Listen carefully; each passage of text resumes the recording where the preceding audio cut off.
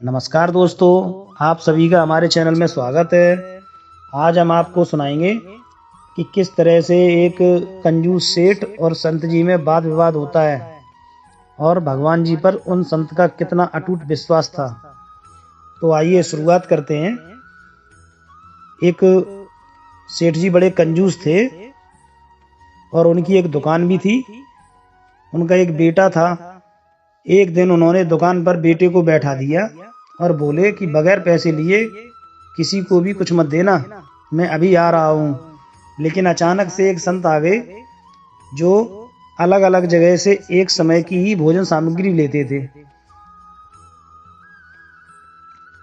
तो संत जी ने लड़के से कहा कि बेटा जरा नमक दे दो। लड़के ने संत को डिब्बा खोलकर एक चम्मच नमक दे दिया। सेठ जी आए, उन्होंने देखा कि डिब्बा खुला हुआ पड़ा है। सेठ जी ने कहा कि क्या बेचा?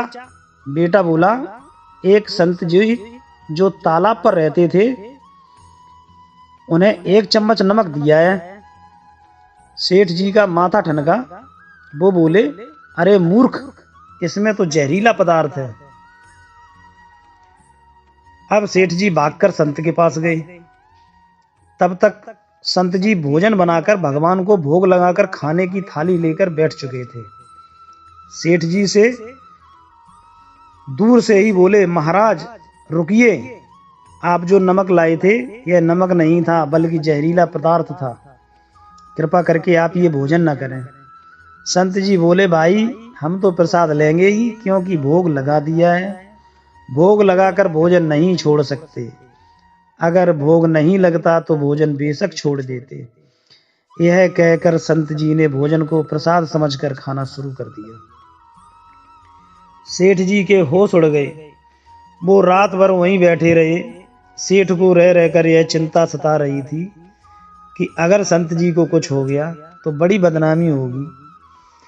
इसलिए वो वहां पर बैठे रहे कि रात में अगर तबीयत बिगड़ी तो कम से कम वैद्य जी को तो दिखा देंगे। सोचते सोचते उन्हें नींद आ गई।